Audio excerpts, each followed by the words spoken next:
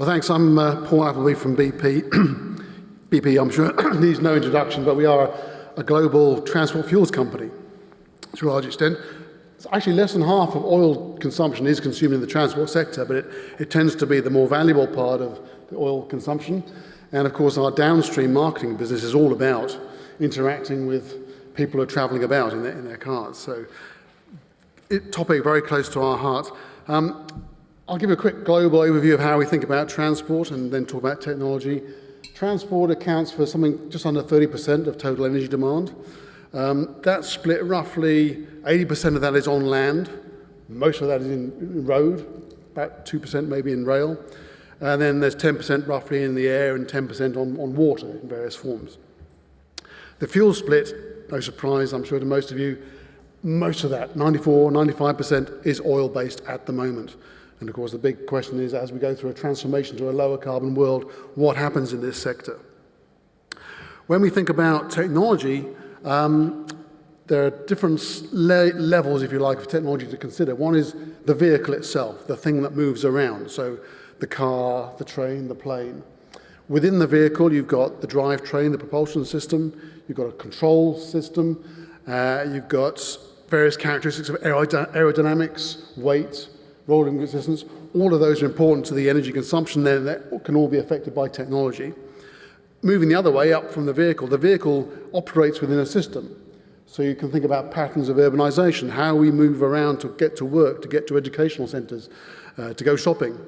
The modal split that's available, rail versus road, for example, and then the optimization or lack of within an overall system. Each of those elements, again, can be touched by technology.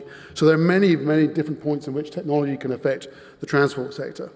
The theme for today is transformative technology. So I'll just try and focus in on a few areas where we think really big changes in technology could be coming. If I quickly go through the sectors, shipping, aviation and road. Shipping, it's the smallest of the sectors overall in terms of energy use.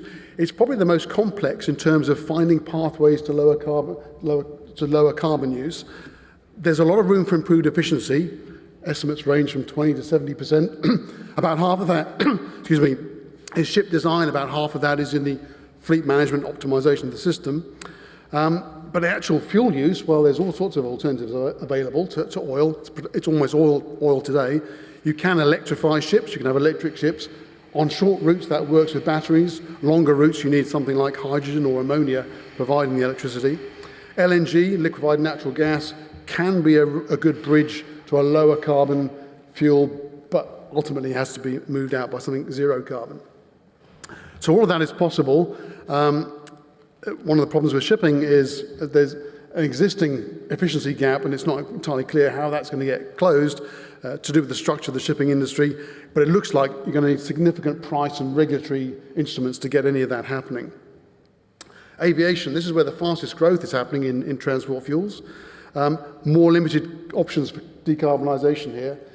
Electric airplanes, people are looking at them. It's possible technically, but only for short flights. Electric air taxis, that's getting a bit of interest. But for most air transportation, it's going to be some form of liquid fuel, either biofuels or some other zero carbon or low carbon liquid fuel. BP, for example, is invested in something called Fultrum, which is transforming municipal waste into jet aviation fuel. That's a big growth area, we think. So finally, on to road, and this is where we see the really big transformative technologies coming at us. For cars, it's two things. One is battery electrification of road transport, and the other big area, of course, is the application of AI and the possibility of autonomous self-driving cars. Batteries, you'll be familiar with the issues there. It's all about cost and performance. Costs getting lower and lower all the time, performance getting better and better. It's just a matter of time now before battery electric vehicles become competitive. In some cases they already are with existing vehicles, but there is still concerns around range and charging speed, and we can maybe talk about that in Q&A. That seems to be the big bottleneck, how fast you can charge your vehicle. In the digital space, there's enormous amount going on, and probably 40% or more of the cost of a car now is the electronics. It's the digital stuff. It's not the mechanical stuff. sensors, computing power, machine learning embedded in vehicles, which is now moving us towards the prospect of fully autonomous vehicles at some point in the future. There are degrees of autonomy, how much you can let the car do for itself. There'll be phased deployment, but at some point, 2020 onwards, 2030, we're going to start to see autonomous vehicles arriving, and that has big implications for the way that transportation works. Part of the technological development is also just focusing on the driver, the biometrics you can apply now to drivers and just finding out how well people are as they drive along. Amazing technology.